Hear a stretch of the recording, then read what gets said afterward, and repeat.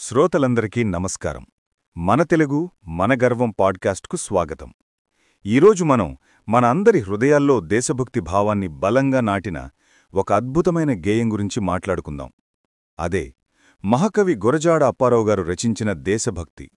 ఈ గేయం అనగానే మనందరికీ వెంటనే గుర్తొచ్చే మాట దేశమంటే మట్టి కాదోయ్, దేశమంటే మనుషులోయ్. కాని ఈ ఒక్క వాక్యం వెనుక గురజాడవారు మనకు అందించిన సందేశం చాలా లోతైనది. పదండి ఆ సందేశాన్ని చరణాల వారీగా విశ్లేషిద్దాం. మొదటి చరణంలోనే గురజాడ దేశభక్తికి అసలైన నిర్వచనం చెప్పారు. దేశమును ప్రేమించుమన్నా, మంచి అన్నది పెంచుమన్నా, ఒట్టి మాటలు కట్టిపెట్టోయ్, గట్టిమేలు తలపెట్టోయ్. అంటే దేశభక్తి అంటే కేవలం మాటలతో పొగిడేయడం కాదు, దేశ ప్రజలకు నిజమైన మేలు చేసే పనులు చేపట్టడం. మాటలు ఆపి చేతల్లో చూపించమంటారు. ఆ తరువాత దేశ పురోగతికి మూలమేంటో చెబుతారు. పాడిపంటలు పొంగిపొర్లే దారిలో నువ్వు పాటుపడవోయ్. వ్యవసాయం, పరిశ్రమలు అభివృద్ధి చెందితేనే దేశం సుభిక్షంగా ఉంటుంది. తిండి కలిగితే కండ కలదోయ్, కండగలవాడైన మనిషోయ్. అంటే దేశ పౌరులు ఆరోగ్యంగా, బలంగా ఉన్నప్పుడే దేశం కూడా బలంగా ఉంటుందని ఆయన భావన.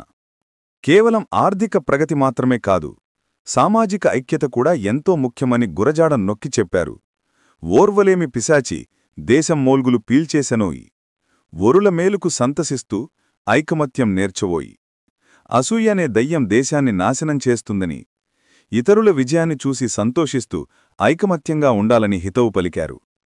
స్వంత లాభం కొంత మానుకు, పొరుగువాడికి తోడుపడవోయి అంటూ పరోపకార గుణాన్ని ప్రబోధించారు.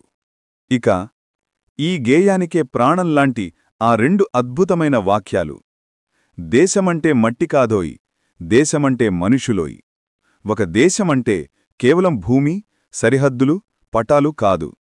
ఆ దేశంలో నివసించే ప్రజలే ఆ దేశం.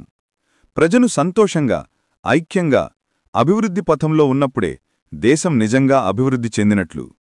చివరగా అన్నదమ్ముల వలెను జాతులు, మతములన్నీ మెలగవలెనోయ్ అంటూ కులమత భేదాలు లేకుండా అందరూ సోదరుల్లా కలిసిమెలిసి ఉండాలని ఆకాంక్షించారు.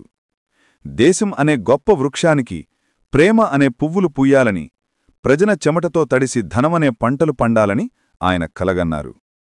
చూశారు కదా, 100 సంవత్సరాల క్రితం రాసిన గురజాడవారి మాటలు ఈనాటికి ఎంత అద్భుతంగా వర్తిస్తాయో.